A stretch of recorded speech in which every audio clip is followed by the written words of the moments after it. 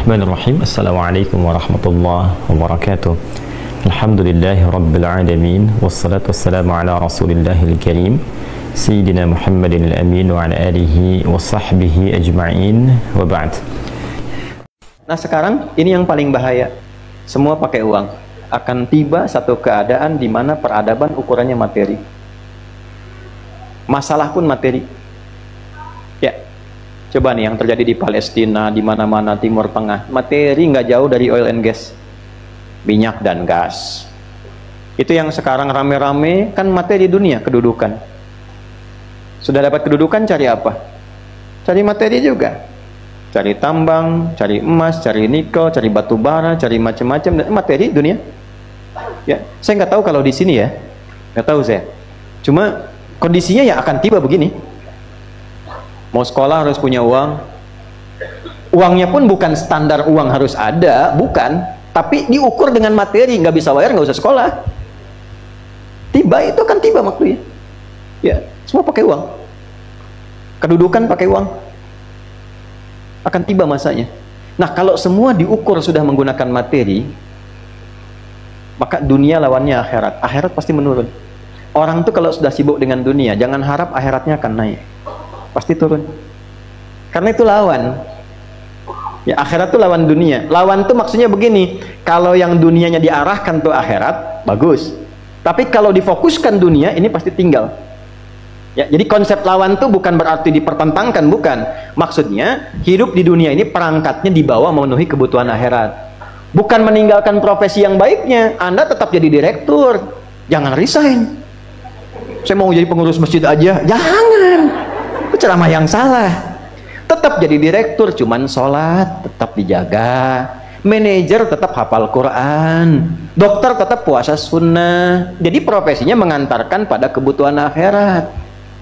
Yang salah itu direktur proyek dunia dikejar, sholat tinggal, ya, Quran nggak pernah baca, larut tadi situ dikuasai oleh dunia. Ukuran akhirat sudah nggak ada. Kalau ukuran akhirat sudah nggak ada, kontrol akidahnya hilang. Kalau sudah hilang, sifat ihsannya melemah.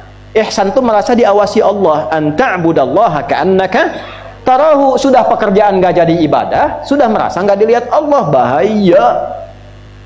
Kadang-kadang aneh ya, rizki itu kan nggak tahu diatur. Akhirat kita belum pasti, kembali ke kita ini ikhtiar untuk menjemput takdir Allah.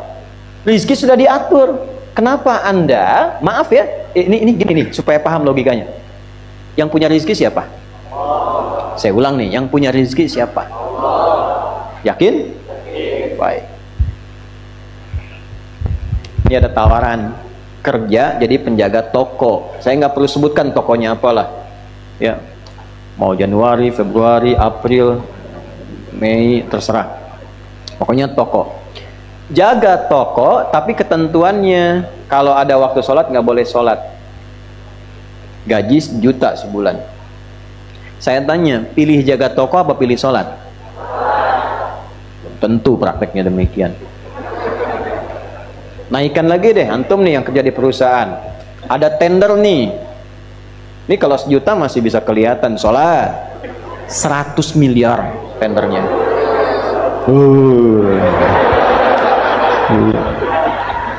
Waktunya bersamaan dengan Jumat.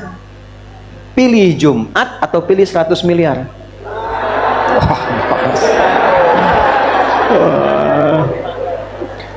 Bayar pulsa aja lagi Jumatan.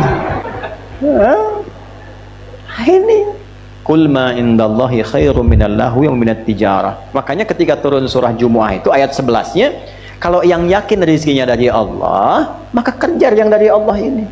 Ini aneh, dia meninggalkan Jumat. Jumat yang suruh Allah, dia yakin rezeki punya Allah, tapi dia meninggalkan perintah Allah. Allah balik nanya, kalau saya wafatkan kamu sebelum dapat itu bagaimana? Kata Allah. Jumat nggak dikerjakan, rezeki nggak didapat. Nah, tapi tidak demikian juga dalam prakteknya. Orang yang terkuasai dunia sampai kena penyakit wahan, ukurannya pokoknya uang, nggak peduli. Pokoknya saya harus dapat, berapapun biayanya. Anak saya mesti masuk kuliah di situ, berapapun biayanya. Saya mesti dapat kedudukan itu, berapapun biayanya.